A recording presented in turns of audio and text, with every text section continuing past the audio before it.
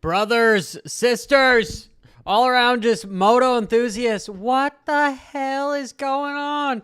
It is time for our MX Unfiltered weekly mashup, right? You know, there's really no racing going on, so what is it that we talk about? But I have found enough stuff to talk about for at least a half hour with you guys, so hop in the chat. At the end of the video, I am going to do the jersey giveaway. Yeah, you know, honestly, I've gotten a little bit of slack for it because everyone's like, oh, Johnny, you're trying to do it. I'm trying to add value to my viewers that are trying to help me because you know what? Editing, one-man show, I really need to find more of who rather than how, because from thumbnail production to editing to the scripts, yeah, it sounds like I'm really unfiltered, but I do write quite a bit. You know, I got chicken scratch all over the place where sometimes I'm like, what the heck am I talking about? But anyway, you know, it's a production for sure. So I appreciate everybody that has joined the channel and that has also joined my Patreon. And therefore, I'll go a little bit more in that later on. But we should get right into the show. And the first thing I want to talk about is potentially some retirement news and just moving of the guard just a bit. Oh, that's kind of hot. Folgers. It's what's in your cup, plus a shit ton of sugar. So, let's move to my screen here. Boom, boom, boom. And honestly, you know, maybe I'll move it down just a bit so that we can see more, because I think I had more in there. But no, I think that looks decent for me. I don't know why I had such a bottom down there, but anyway. We'll get back to that. That's on one of my tabs for sure. But the first thing is Wilson. We knew that he was retiring, at least from motocross, right? Motocross. He still plans on racing World Supercross on the Firepower Honda, which is the genuine Honda racing team. He's probably going to be teammates with Kenny, you know, at least at round one, because round one is here in October 8th. In Belgium. Then they've got the Australian GP 21st and 22nd, which that's going to be huge because the whole World Supercross production is based out of Australia. Those are the guys that are fighting with, you know, American-based Feld for the top spot of Supercross. And, you know, he is no longer with Husky, and he may ride that Firepower Honda as well for the 2023 Monster Energy Supercross. And Dino's one of those guys that has just had a rough career. You know, I remember racing against him at Loretta Lynn's when, did he win it or was it Anderson that won it? I think he might have won the pro class when I was back there in 2019. If you guys are wondering how the F Hopper did, I'll tell you, not that good. I put my gold valves in wrong. So I had no dampening whatsoever, So I remember Moto 1 in the 250 Pro class, I triple into the 10 Commandments, and I just bottom the forks, and the front wheel just locks up on me, and I endo. And I think I honestly tripled the next set of the 10 Commandments with my body without the motorcycle.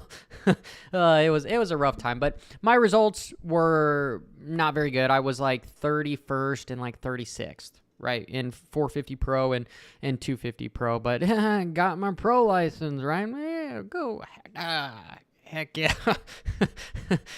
Some sarcasm there for sure. And guys, I will get to you guys off and on into the chat. Those super chats, I will make sure that you guys get seen right away.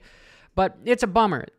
This kid, incredibly fast, and I know a lot of people made fun of him because of the way he talks, but, a lot of people make fun of the way I talk too. And his YouTube channel, he needs to continue with it, even if he is not on a factory team anymore, dude. He is a fun character to just watch and be around. And truthfully, I know with his YouTube, man, it is a revenue. Like if you saw not my live stream, but one of my interviews with Matt Burkeen, all these kids are like, dude, how do I make more money as a privateer? And it's like social media. We want to follow you. We want to help you out. And that's an avenue to do it. Help use my channel as a gateway to, hey, I want to help the privateers get exposure so that we can have them actually make a living doing this, getting to the races. One of the kids that I remember talking to who, Kevin Moran's, awesome kid, super strong kid, great on a motorcycle, but he is really making it happen. Him and Jeff Walker are really the two privateers that I can think off the top of my head that are doing the social media correctly, and they are actually getting to both races. So we want to see that. But this kid, Dino, he's not really a kid anymore. He's basically my age. He's going to be a dad, and he's had all sorts of injuries that have just sucked. But anyway, I'd like to see him do well in Supercross, and Supercross is just so dangerous. But it was cool watching his career and what he's done. It just seems a lot of riders that get to the 450 class, sometimes things just kind of come unglued, and it's a bummer. And the next kid is Style Robertson. Not the best showing on Rockstar Husky, but he is no longer. He's a free agent as well. And this is going to be a tough gig for him to get any other of a big team, because they've got all of the manufacturers have got a list, literally a list of all the amateur riders that have been part of their program, and they just go check. They run it as a business. That's why the privateers never really get a shot, because there's already a guy that is used to the program, used to the bike, used to how things run, have an agent, they've worked out a deal. It's just kind of turnkey. Why do they want to go with a privateer? But truthfully, they could probably go with a privateer and pay them dirt nothing. Because any privateer is like, yay, I get a race. You're going to give me a bike? You're going to, at least pay for me to go to the races? Hell yeah, sign me up all day long. So, it's just unfortunate to see. I'd like to see him on another factory team, but the costs are just so exponential that there's only a few spots available. And the next deal is kind of what my cover was, as far as, hey, it's the turning of the tide. It's a new era. It's these e-bikes, these electric bikes. And the Husky has just announced a couple new models. It's like the EE3 and, is it EE2? But it's like basically what the KTM Junior and Pro Junior were. So why I think that this is such a turning of the tide is because if you think of the kids nowadays, they don't remember two-strokes. They absolutely don't remember two-strokes. Like me, the last time the four-stroke era took over right when I was on an 85. So I was used to two strokes up until it was like, okay, do I side a 250F or do I get a 125? And it was like, well, power to weight ratio, why the heck would I get a 125 when it's an inferior motorcycle and I can just get the 250F? So I never bought or raced a 125. You know, I've ridden them for fun, but I've never raced. Ever since I was 14 years old, it was 250F. And that is what's happening with these electric bikes, is kids are going to only know they're not going to know how to shift gears or what a clutch is, right? I mean, there's no shifters. Where is the rear brake? Is the rear brake? Do you guys see a rear brake? I do not see a rear brake on that sucker. It is on the handlebars.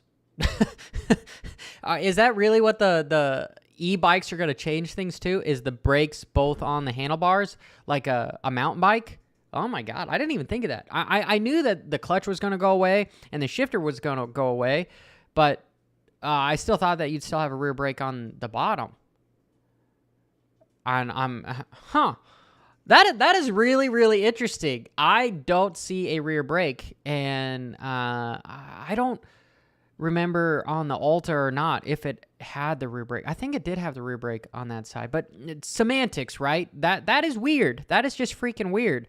So again, it proves my point that kids that grow up racing these things are going to only know how to ride these bikes. They're not going to give a crap about 2-strokes. They're not going to give a crap about 4-strokes. It's all going to be the e-bikes. It's just, yeah, okay, you guys are saying in the chat, handbrakes. That is weird. Just seeing some of this. Got my kids on the Lemon 65 and Cobra 50. Dude, those Cobra 50s are expensive. Speaking of which, this sucker, base price is that 1,596,400 huffs.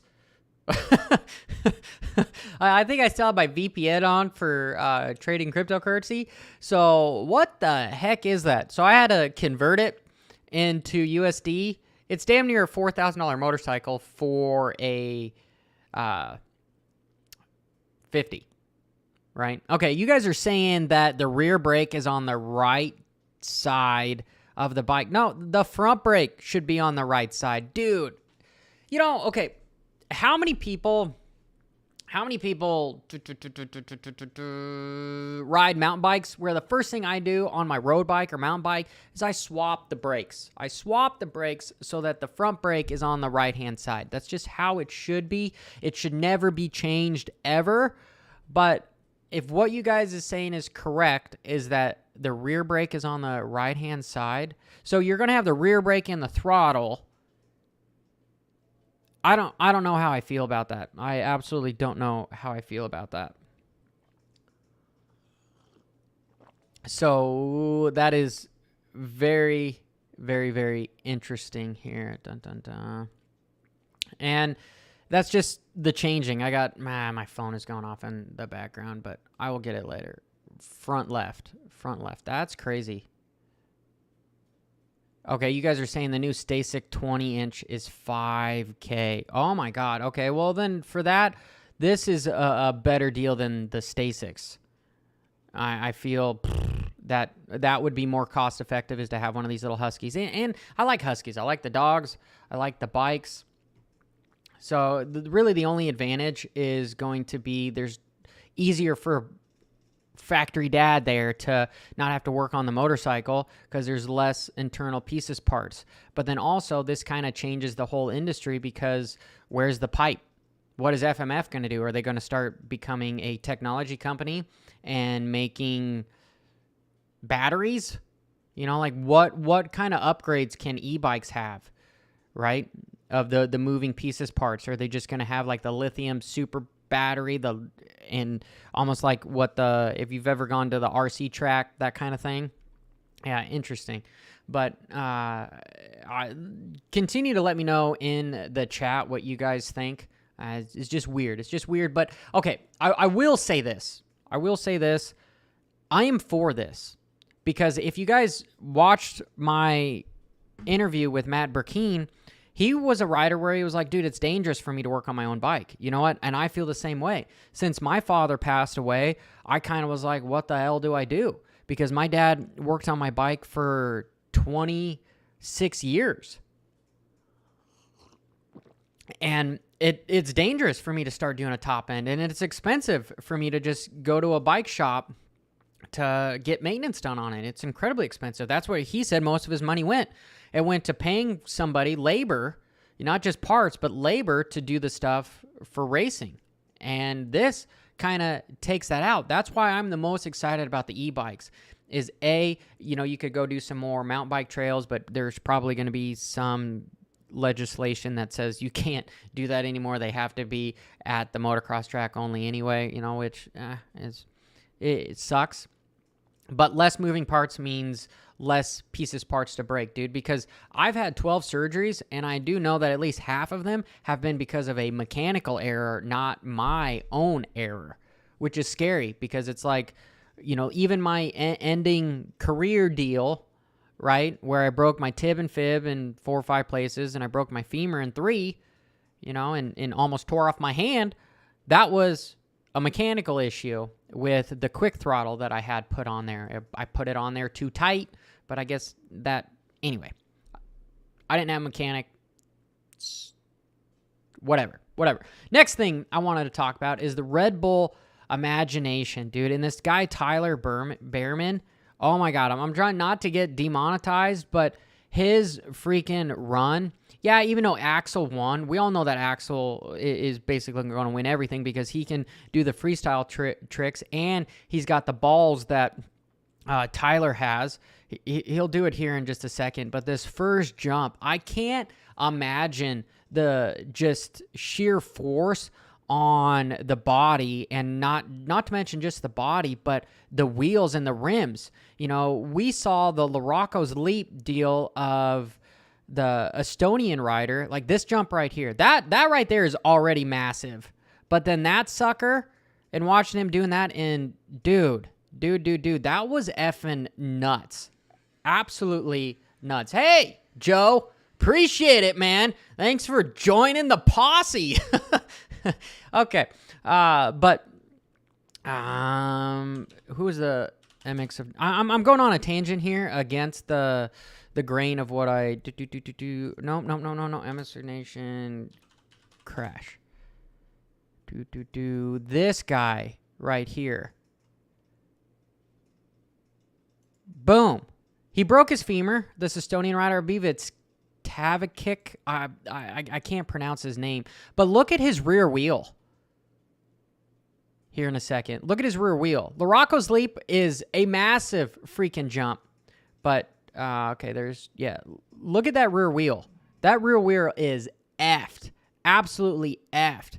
And this jump is nowhere near the size of the one Tyler did. And on his Friday or Thursday, Saturday practice, when he cased it, it was just nuts. I can't believe that it didn't break the spokes in the wheel. And on one of those deals of the Red Bull Imagination, if something were to happen where the bike starts to get compromised and, you just break just maybe 1 or 2 spokes, one of those next jumps could seriously injure somebody. I'm not trying to be that guy that's like, oh crap, we shouldn't have the sport innovate like this. It just is scary. I'm surprised there's been not as many people die from freestyle motocross, at least live on TV. I know there's been a few scenarios that we don't hear about, and that's honestly kind of why the X Games sort of took them away, because of the whole snowmobile deal. I don't know if you guys remember that, but a couple of the riders ended up dying from doing backflips at Winter X Games on the snowmobile, and it kind of downward spiraled the sport a little bit, which was a big bummer. But I heard this rider in Estonia, he ended up breaking his femur on Larocco's Leap, but I really bummer for him. And just the stock wheels, who knows if he had the stock wheels on there or what, but you'd think Tyler Behrman, those stuff at the Red Bull Imagination, their suspension and it has to be something else. Has to be something else. Has to be just not just A60 rims. It's got to be incredibly like specially built kind of stuff for that stuff. And it probably isn't. I would like to see it though, right? But moving on. All right. I can't find any information out. Nobody will respond to my messages of the TV schedule for World Supercross, which is incredibly concerning, right? We all want to see World Supercross live. But is this going to turn into another Flow Motorsports MAV TV scenario? That would be incredibly bad and incredibly a missed opportunity if World Supercross cannot figure out a TV package, just an online deal. Go through MXGP, pay them a percentage, do something. They've got the app, they've got the infrastructure, do whatever. You just have to have the camera crew to film it. That's really what they need to do, because I will pay close to $100 for these races, even though I'm incredibly a cheap ass, right? And $100 is a lot. So maybe we won't say that. $20 per race, something like that, because you get a party together, you can do it, right? However, if they don't have a TV package here soon, incredibly missed opportunity, revenue-wise and for the whole sport moving forward. It's definitely going to be a negative earnings start year for them. Yeah, I do know that they've got, what did they say they set aside? You know, a couple $100 million for like a 10-year deal kind of a thing. I think it was $250 million, $250 from a hedge fund that has a couple $1 billion in just assets. But let me know what you guys think about that. We all want to see the World Supercross. And because of that, I've heard rumors of World Supercross potentially not doing so hot with kind of ixnaying on some of their deals with some of the teams and costs of everything. So it's just concerning if they don't have it and they don't have it already out and planned in motion.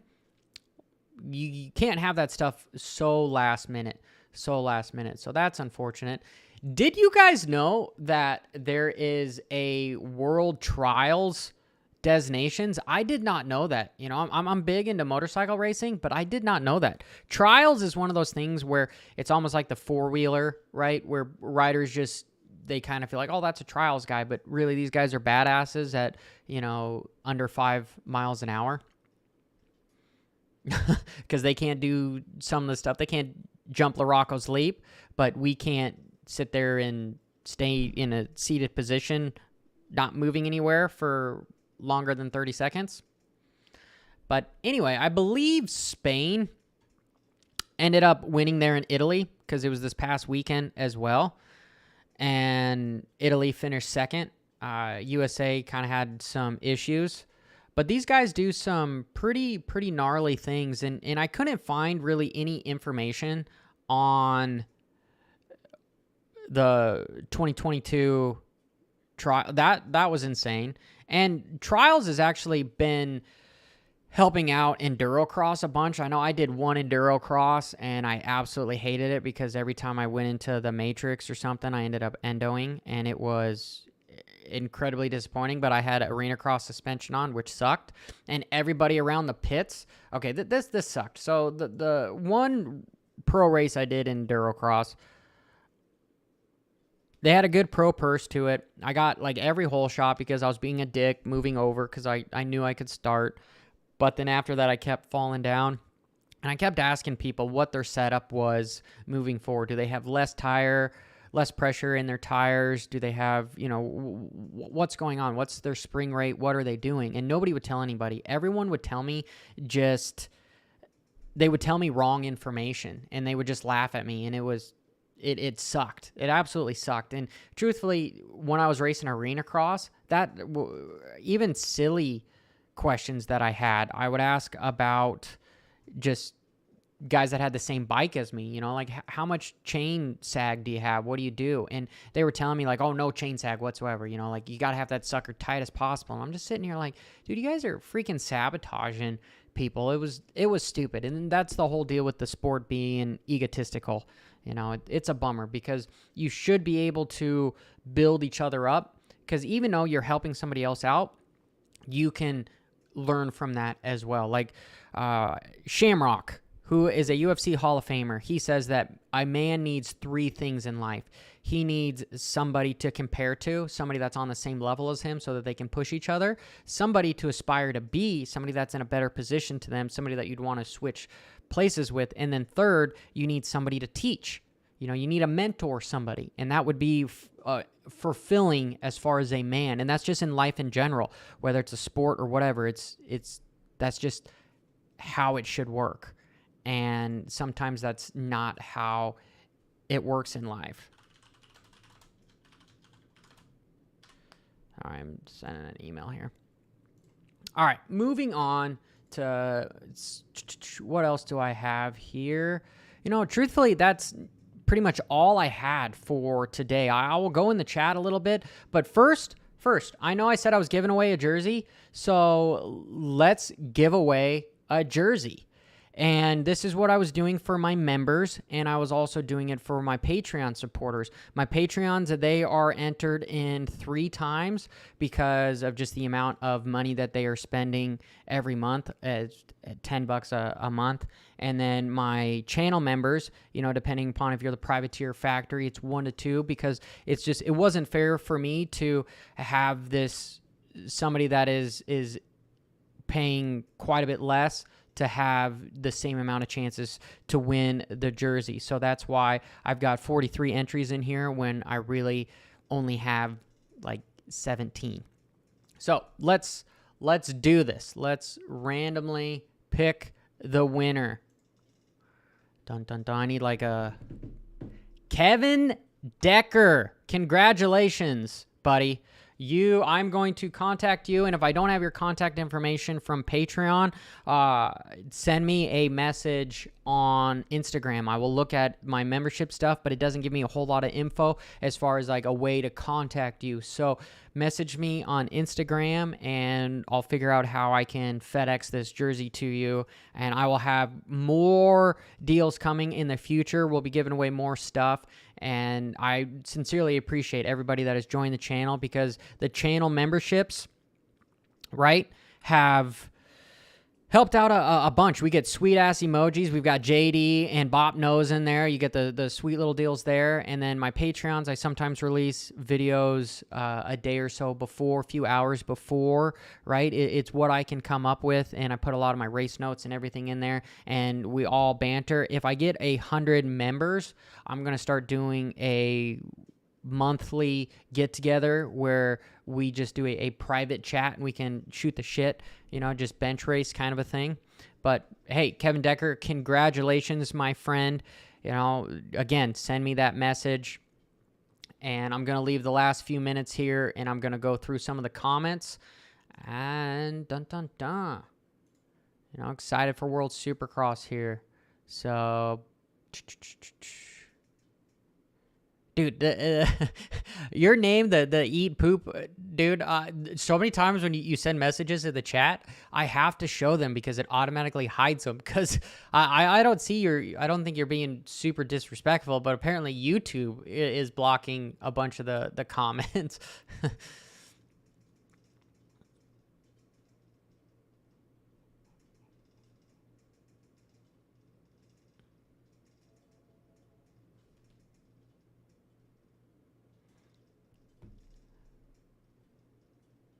Okay, so you guys are saying that Craig's Husky deal might not go through. Yeah, I heard he was getting with Husky. But we will see. There's a lot of guys that potentially could take some of those Husky deals. I know Sexton has been talking with Gas, and could he possibly be talking with Husky too? I know DeCoster wants him on the leadership of the KTM, but if he can get a bunch of money, then why not? You guys are saying that YouTube sees you guys as an enemy of the state. Yeah, dude. I can't tell you how many times I've been demonetized or my CPN has just gone incredibly to crap because of just the language I use. Yeah, the name, dude. Anyway, but just keep being you. That's the deal. Got to keep being you. Oh, whole shot inspection. Your 22.5 factory edition Husky. Yeah, man, I've got a 21.5, and I love mine. I only got 24 hours on it, if you guys can believe it.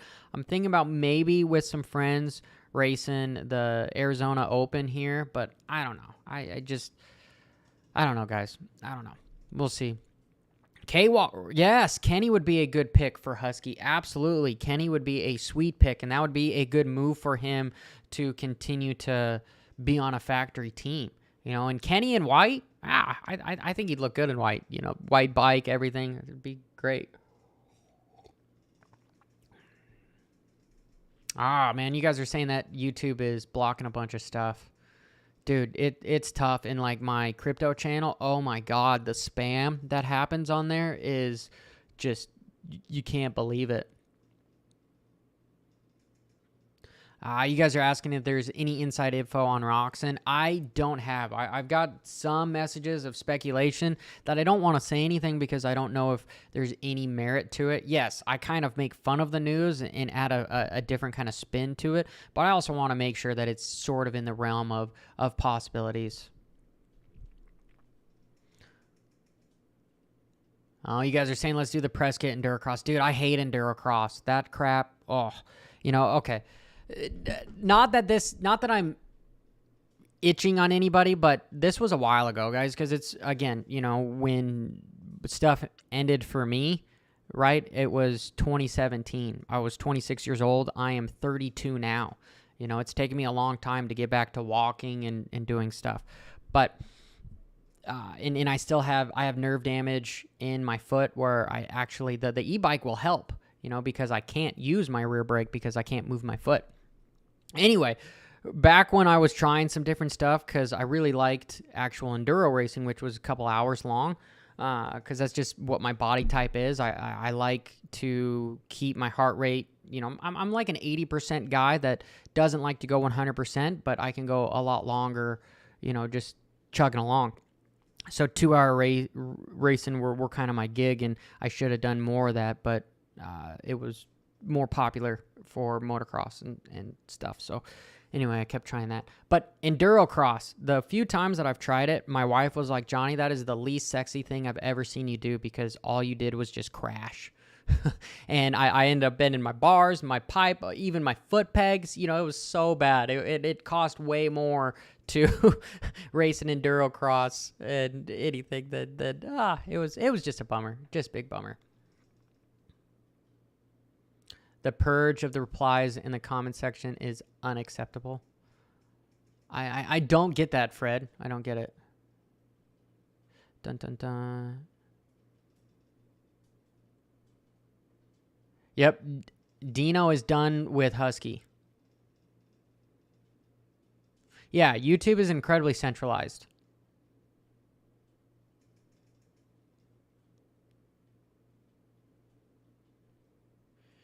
Yeah, Bop knows. Yeah, go right in at 20% for sure. There's you can definitely walk or ride or run on a dirt bike is kind of the thing, but it's no fun really to. Okay, totally unfiltered here. You guys want to know why I don't ride as much as I used to? Just being 100% real, right? I'm gonna hit it with you, square in the eyes. I'm scared. Plain and simple. I'm scared. I've been really hurt before, and I got a family now, and, I got $100,000+ judgments out on me for medical bills because of all the surgeries and crap. It's scary, and I still feel that I can ride at a level to get that in the zone feeling where I feel alive and things kind of go away. It's an addictive drug, basically, is what, for me, racing motorcycles was, is it turned the head off, right? There's a saying, if you don't think too well, don't think too much. And what was riding a dirt bike for me? It was something that prevented me from thinking too much. Okay? And now that I don't have a 100% mechanic, for me to ride at the level that I need to turn my brain off is fluttering with that. If something goes wrong on the motorcycle, I'm really hurt again. And then here's another surgery. And then no. So I kind of choose not to do it as much. And it's unfortunate. It's just unfortunate. That's kind of where the turning has gone. And I can't go out ride the motorcycle at 50% because that's not fun to me. You know, it's just not fun to me. I got to have that feeling. Like, I lived off of the deal of you need to do one thing every day that scares you because it made you feel alive. You got that adrenaline and that dopamine and serotonin dump. And truthfully, you know, mental, that's why I read a lot too, is because I'm trying to build my brain, what I used to never do while I was racing, which I wish I did. Okay, but enough there. That was just personal here that, you know, it kind of formatted into that. You're lucky, man, if you didn't get hurt until you were 44. Nick, power to you, man. But riding is just, it's so amazing because it does turn off. It gets you in the zone. That whole thing, the zone.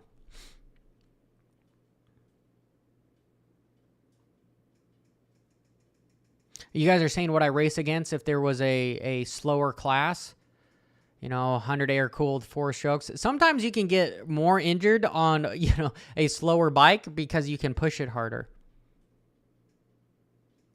And guys, the big thing is I'm scared of my mechanical ability, right? My bike needs to be with a mechanic full time in order to have that bike race ready because I personally can't turn off the, hey, I'm going to just go slow.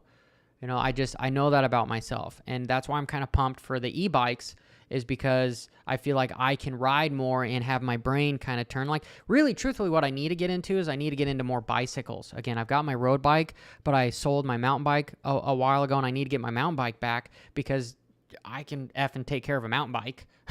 You know, okay, wheels, right? Wheels, the air's at its sweet, you know. I can take care of a mountain bike.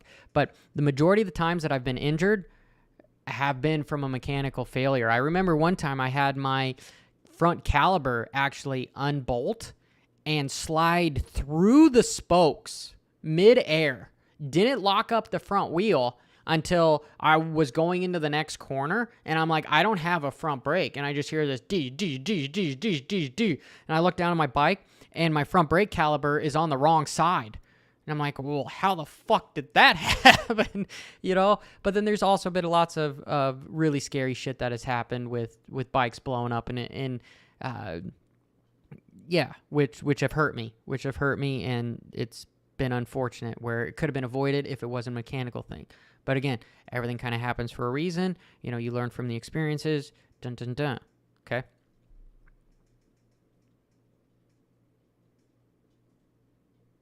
Yeah, you guys are absolutely right. And I respect everybody that continues to push. And that's why I talk to a lot of the privateers, because at the elite level, right, these guys are risking so much, and they're just one small just misfortune away from it all going bad. You know, and it's something as you get older, you're like, man, the risk versus reward. Yes, it's incredibly rewarding. And when you're a kid and you're turning pro, but then after you kind of bang your head against the wall a few times, you're going, all right, so I just got out of surgery. That was 15 grand. Plus it cost me $4 to get to the races, and I made $500, right?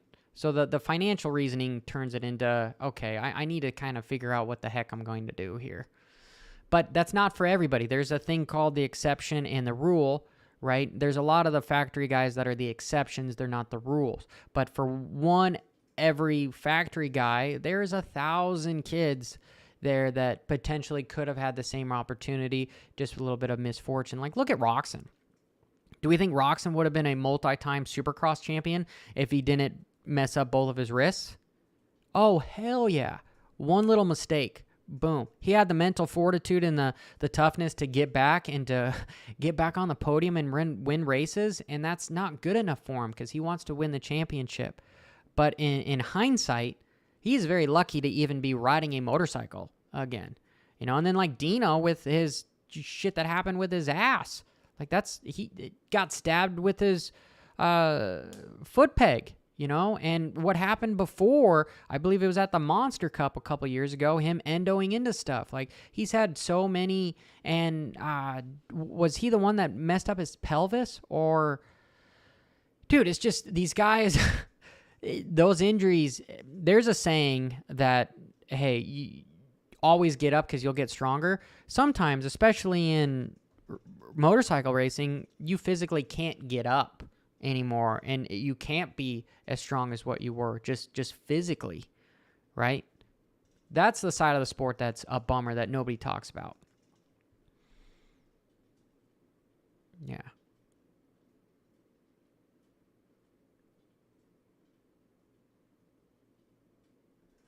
Dun, dun, dun. But anyway, guys, I appreciate every single one of you. I see that the chat's kind of coming in a little bit. I've answered a good portion of the questions.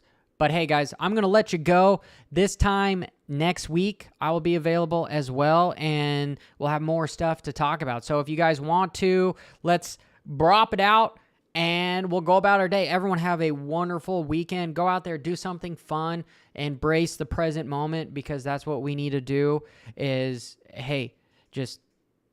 I'm digressing again. Bra da da da oh wa da da da da oh wa.